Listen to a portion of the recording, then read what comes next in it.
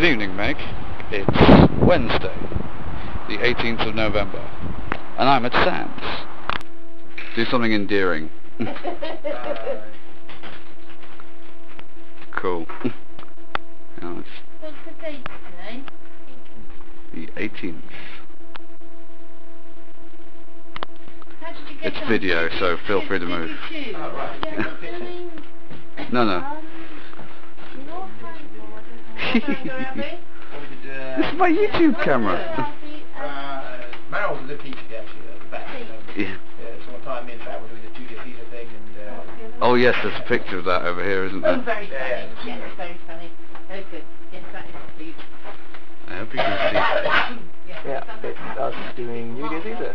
Memories. Yeah. Cool. Traffic brother. Puff levels are extremely high today, Sam. Yeah, it's called Windy Day, man. Okay. Cheers. Unfortunately, that was all the footage I was able to get in Sam's this time round, but I will bring you more next time I'm there. But I am here with Sam, my drama partner, and he has graciously agreed to be interviewed on the subject of Sands and his experiences there. So we'll start it off with how did you first hear about Sands? Well, my mum's kind of got connections with Sands from the beginning, from its foundation, because she is friends with one of the people that set up the school, and of course they've been in contact for many years, and he basically clued us into it. So well, we decided to give it a look. Obviously my parents decided to give it a look, told me about it, and you know, I got kind of explained what the system of Sands really was, and how it could probably benefit me in terms of education. And I'd been having quite a difficult time in the mainstream primary school, so I thought it'd be a really good chance to give it a try, you know, just try something new, you know, sounds cool and everything. So yeah, basically the rest is history. We just we had a look around the school and liked what we saw. So Mum decided as soon as I was old enough, she's going to send me there, and I didn't have any objections and really enjoyed my time there. Yeah. Okay. So for those people watching who might not know, can you just give us a little basic explanation of how Sands was run? Well, Sands is like a true democracy. It's run based on the school meeting. I don't know how much Sam has elaborated on that, but it's basically everyone in the school has a chance to come to the school meeting and say what they want to say, voice their opinions by adding things to the agenda, and you know, sort of comment on things that have already been put up on the school meeting. The agenda can vary depending on what people think are relevant, you know, for the times. It can vary daily, weekly, you know, depending on how big the point is. And then basically we all sit down, you know, everyone that's interested. It's not compulsory, you don't have to join in, you know, the running of the school, but it's an option there, you know what I mean? And most students, you know, they take that opportunity with both hands. I find that once given the choice, most trans students will say, yes, I do want to vote, rather than, no, I don't really care what happens to my school, how it's run, what, you know, changes in policy are made. And then from there, it's, you know, usually there's a chair nominated, and then the chair will read out the points and, you know, sort of decide who's going to speak and how it's going to flow. And the chair can be anyone from student to teacher, so it's a really open policy here. Okay.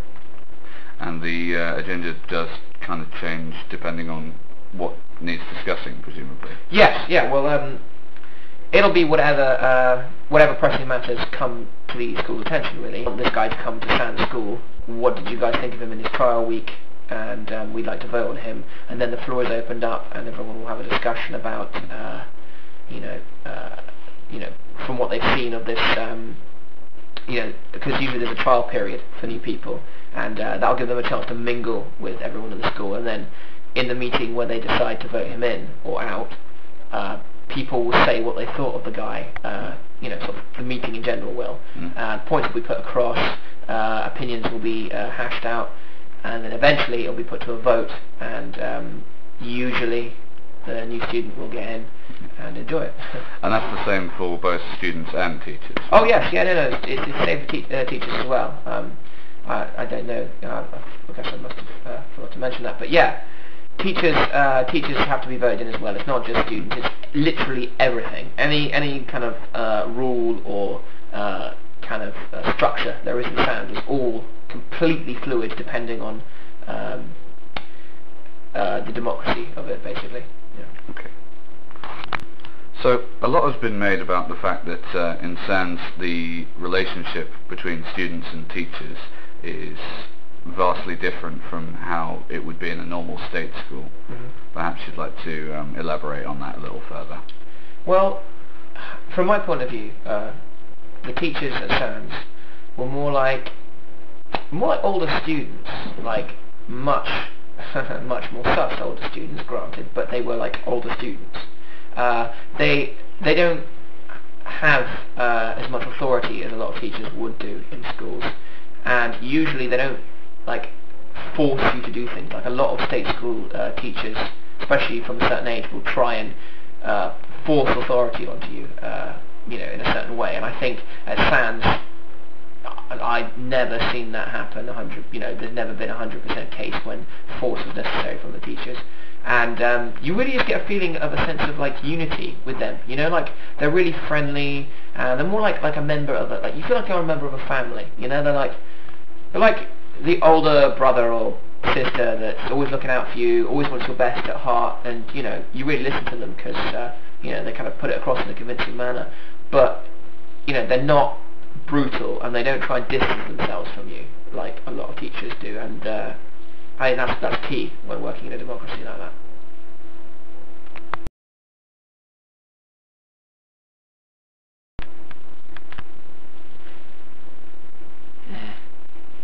I know the squealers, because I see them, and that is a squealer. Get him, and make him squeal.